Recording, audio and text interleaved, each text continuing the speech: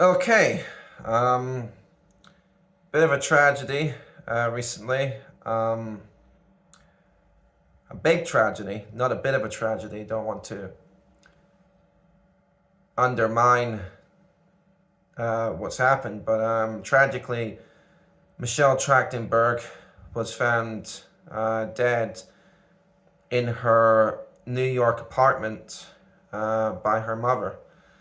Um, Now, I haven't thoroughly researched this. This is not quite breaking news, but it's recent news that I only found out about this morning. So if I get any of these details wrong, I apologize. So just make sure you do your own research. But yeah, I think it was her New York City apartment, and she was found by her mother. So it's it's all very sad. Um, However, I don't want people often do this thing where as soon as someone dies, everyone is saying all of these nice things about that person. And I think that's a good thing. But at the same time, it can be quite phony. And up until like this morning, I've actually been really pissed off at Michelle Trachtenberg because of her comments about Joss Whedon. And no one's asking me to make this video. I just made this video because I just wanted to. I just wanted to kind of get this off my chest. But, first things first. Ultimately, a woman has died. A woman who was still relatively young. She was only 39 years old. And she had a very successful career. I think her first acting role was a commercial when she was free, and since then she has gone on to star in movies such as Harriet the Spy and Mysterious Skin. So she had the starring role in Harriet the Spy, and I think a supporting role in Mysterious Skin. She was also in Gossip Girl more recently, but perhaps her most famous role, and certainly the role that I know her from, was in Buffy the Vampire Slayer. And the introduction of her character was probably the biggest what the fuck moment in the whole of Buffy, where at the end of episode 1 of season 5, I think it was Buffy versus Dracula, Buffy's mom says, "Oh, if you're going out, Buffy, why not take your sister?" And it's just so weird. Like, Buffy had just gone into that room. It's just like, what are you doing in here to Dawn? And you're thinking, who is this person? But then Buffy's mom says, "Why don't you take your sister if you go out?" And they're just like both at the same time, "Mom." And that lets the viewer know, okay, so Buffy wasn't saying, "What are you doing in a room?" like she's a perfect stranger. Buffy knows this girl, and this girl is her sister. And it was just thrust upon the audience, and they're just kind of thinking, wait, since when does Buffy have a sister? I think it's even mentioned earlier on in the series that she was an only child, so it was all particularly confusing. But of course, she was a ball of energy. The monks implanted the memories into her head and into the heads of her family and friends, and but her character wasn't well liked. I think people found her annoying, but I personally had no problem with her. I thought she was cool. It was an interesting storyline. Season 5 was one of the best seasons of Buffy, I think, and there is a line that Buffy says at the end of the series. I can't remember the exact quote, but it's something along the lines of, "The hardest thing in this world is to live in it." And Sarah Michelle Gellar recently paid tribute to Michelle Trachtenberg, who died just a few days ago. And she reworded that line. So as opposed to Buffy saying to Dawn, that Dawn needed to live for her, Buffy. This was Sarah saying that she was going to keep living for Dawn. Not for Dawn, sorry. Sarah was saying she was going to keep living for Michelle. And I feel like that's kind of, it's a bit... I don't want to bash the comment because obviously people have feelings and stuff, but it's a little bit cheesy, but at the same time, it's quite touching, it's quite moving, and it's just ultimately a strange way of looking at it is in season 5 of Buffy, they went to such great lengths of saving the character Dawn, and it's that place where fantasy meets reality. The actress herself has died, and that's probably the line that I was thinking about. That moment where Buffy sacrifices herself for Dawn. And it's all just very sad. But what is the suspected cause of death? I don't quite know, but apparently she had recently had surgery. And she had problems with her liver. And I think people had been commenting on her on her yellow complexion last year, and she was said to have jaundice, I want to say. But I don't know how she ended up with a liver problem. But I do remember there was a Buffy reunion so many years before Joss Whedon got cancelled, and she showed up, and I didn't even recognize her. Which brings me to one of the things that I'm going to talk about, which I arguably shouldn't talk about because she's just died. However, there has been a drastic change in the appearance of Michelle Trachtenberg since she was in Buffy. Now, when she was in Buffy the Vampire Slayer, she was still a relatively young girl. However, she always had a problem with... It's not really a problem, but she always had a big nose. I don't know how else to put it. And in that Buffy reunion, her nose looked completely different. And I'm thinking, has she had a nose job? And she denied it last year. She said that she'd never had any work done and she was also healthy and happy. But she probably wasn't healthy because she just died.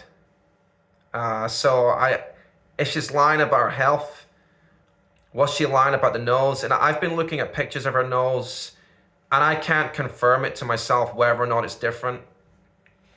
But if it is the same nose, I'm trying to think about how it's possible for it to look smaller, and maybe it's to do with makeup. So bigger noses might produce shadows in different places. And imagine if you've got a painting and you have someone standing in an alleyway in the shadows, and then you take that painting out into the sun. The shadows don't disappear because it's a painting. Now think about the same thing with a face. If you apply makeup in a certain way, maybe you can make the shadows appear to be in different places, make certain areas look brighter, to create the illusion of a smaller nose. And in some of her recent pictures, her nose still looks quite big, but there was a drastic change in her appearance. And if she hadn't had plastic surgery done, then maybe it was an eating disorder. Because she was looking very thin. And it concerned people. I'm going based upon what she looked like at the Buffy reunion years ago. More recent photos, and she looks like she's half dead. Which probably... as it turns out, was probably true because, she's died now. But, I don't know. I don't know about Michelle Trachtenberg. Like, my attitude towards her before she died was, I don't know if I'd like her as a person. I don't know if I trust her. I don't completely believe her when she says she's never had a nose job.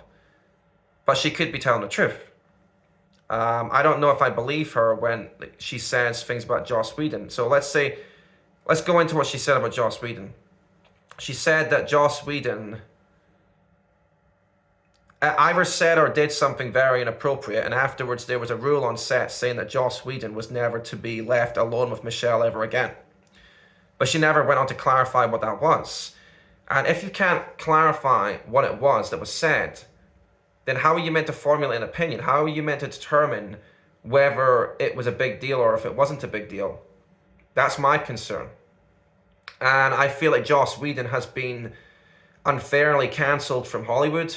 I think he was already basically set up because there was a film, I think Justice League, that was really too long. Maybe it was like 4 hours long. And then Joss Whedon was given the task of cutting it down to 2 hours. A film that he didn't make. I think it was Zack Snyder that made it. Joss Whedon's got to cut loads of stuff, and then afterwards people are like, this film is terrible. And they blame Joss Whedon for that, even though it was the other guy's fault for making the movie too long to begin with. But there were issues with Ray Fisher refusing to say booyah because he said it was racist for a black guy to say booyah. No, it's not racist for a black guy to say booyah. Now, if Joss Whedon had said, okay, now I want you to say ooga booga booga and dance around with this like African face mask on, I could understand Ray Fisher saying that that's racist. But saying booyah, that's not a thing. It's not a thing. And for like a history of black guys being asked by white guys to say booyah.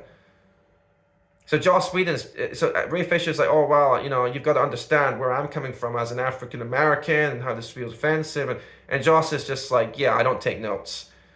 And a lot of people are just kind of thinking, well, okay, fair enough. Like, dude, just say the fucking line.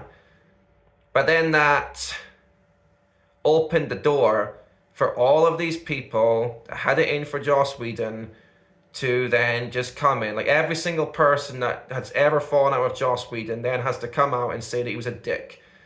And the thing is, if I have to go by what I hear and what I think Joss Whedon was probably obnoxious. But James Marsters summed it up pretty well, I think. He said that Joss was probably the kind of person that put an enormous amount of pressure upon himself. And the behavior was a consequence of that. And James once said to Joss, it must be so great being able to wind everything up, like to create a TV show and wind things up and then just let it go and just see it all unfold. And Joss said, yeah, that's really great, James, but the only problem is I have to keep winding. And the point that he seemed to be making was, it never stops. It's constant pressure. And Joss Whedon, I read a story about Joss Whedon when I was recently. When he was a young boy, he was playing with some little boy. I think they were both around the age of 5, playing with some boy next to a body of water. Let's say it was a garden pond. Joss Whedon goes away, and the little boy drowns. That was kind of always weighing on him, I think. That might have been the origin of his attraction to the macabre. And I'm not saying that excuses certain behavior. It's more so that I'm saying that certain behavior might not even necessarily need excused. Because it's like, okay, someone was rude to me 20 years ago, therefore he should never work again. I just don't know how you get off saying things like that and making things like that happen. I also feel let down by Sarah Michelle Gellar because she came out and said, although I'll always be proud to have my name associated with Buffy the Vampire Slayer, I don't want to spend the rest of my life having my name associated with Joss Whedon. And it just seemed like everyone was just wanting to throw him under the bus. Or at least a lot of people. Everyone that's had an axe to grind with him for years just wants to get rid of the guy. And I feel like Michelle Trachtenberg was a part of that. And she never clarified what it was that Joss did or said. And it could have been something serious, or it could have been something minor. It could have been something minor, like he says, okay, you've just turned 16. Do you want to go for a coffee sometime? Now, would that be creepy? Yeah, it would be creepy. But do I think that someone should lose their job for that? No. Let's say, on the other hand, Joss Whedon were to, say, get his cock out, then that would be a completely different level of offense. That would be the kind of thing, like, if she, that's indecent exposure. If she was underage at the time, that would be exposure to a minor. And the thing is, she never clarified what it was. And that's the thing, like, when people say he behaved in a way that was really inappropriate, people are automatically going to assume he did something really sexual. And it might not have been that at all. We have no fucking idea. And it's like, if you're not even going to clarify what it was that was said or done, then why even come forward? I don't really understand. And okay, maybe she was trying to speak up for Charisma Carpenter, which is another problem. So Charisma Carpenter was pregnant and she took forever to let Joss Whedon know that. And then after Joss Whedon found out, he was really pissed off, probably because she took so long telling him, and it probably would have meant loads of rewrites. So this is a guy who's already incredibly stressed. He's trying to write for a TV show that's ultimately a hit TV show, a spin-off of a hit TV show, Angel. So this was Angel, the spin-off of Buffy. And it's like, well, what are you thinking? And her character ultimately was eye candy. That was her character's role. So for her to be pregnant, it's like, okay, well, what are we gonna do now? Like, your kind of role in this series was being attractive, and now you're gonna be really heavy. So I think at the last minute, I had to come up with that horrible storyline where Cordelia ends up screwing Angel's son and has a baby with him that isn't actually their baby, and it was all just screwed up. It did kind of seem like at the last minute, and they kind of ruined the character of Cordelia to a large extent, but they kind of fixed her character in season 5, but just for one episode. But anyway, ultimately the point I'm trying to make is Michelle Trachtenberg died, and that's really sad. But I'm not going to pretend like I was a massive fan of Michelle Trachtenberg. I liked the girl. She was in Buffy, probably my favorite TV show of all time. And I'm sad. I'm like legitimately sad that she's died. I just, I was already kind of pissed off of her. That's how I felt about her before she died. I was pissed off at her because I feel like she'd screwed over Joss Whedon.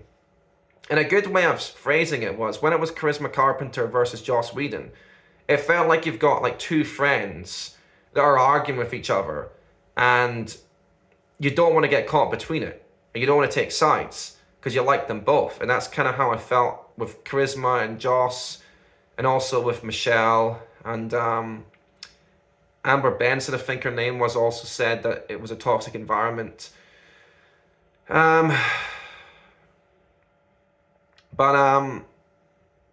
Joss Whedon, like, his career kind of got fucked up, and I don't know if he's going to be able to come back. He probably will be able to come back at some point. And I think he's got the money. He's got money. I don't think he's in need of money. But that's kind of what Michelle did not long before she died. I don't think she was doing much else. And that's kind of how I remember her. Was that the defining moment of her career? Contributing to Joss Whedon being cancelled? No. Should someone's whole life be defined by their worst moments? No. But the exact same thing should apply to Joss Whedon, I think. Like, if Joss Whedon died tomorrow, how would people remember him? Joss Whedon, the abusive man who was horrible to people on set, and like, come on, really? Michelle Trachtenberg was famous before Buffy the Vampire Slayer, and she was famous after Buffy the Vampire Slayer. Buffy the Vampire Slayer did not define her whole life, but it also didn't define Joss Whedon's whole life. How he behaved on certain days when he was having a bad day or whatever was going on, that should not define a man's whole life. That should not define. I shouldn't cause someone's whole life to be ruined. You shouldn't judge someone based upon their worst moments. And last night I go to bed after finding out that Gene Hackman and his wife and dog have been found dead. I wake up this morning to find out that Michelle Trachtenberg's died. And in spite of me being pissed off with her, yeah, I was upset. It was a shame. It's like, I can't believe that little girl from Buffy has died. But that's because I'm a compassionate person. And I would also be upset if Joss Whedon had died. And I don't know how many other people would be. And I think it's completely unfair because I don't think he's done anything majorly wrong. But yeah, this has been a very long video again. Many celebrities, many members of people like Taylor Momsen, Nicholas Brendon, Alison Hannigan, people that have worked with Michelle have posted tributes. And yeah, I don't know what else to say that I've not already said. Just I think it's very sad, and I don't want to say thoughts and prayers because I'm not religious and I think it's a stupid thing to say, but I don't know what to say that isn't going to come off as stupid, that isn't going to come off as like some kind of copy and paste response. But yeah, I feel sorry for her family and her friends, and I hope all of these people have the strength and are able to find whatever support they need to get through this. And yeah, I ultimately just think that it's all just very sad.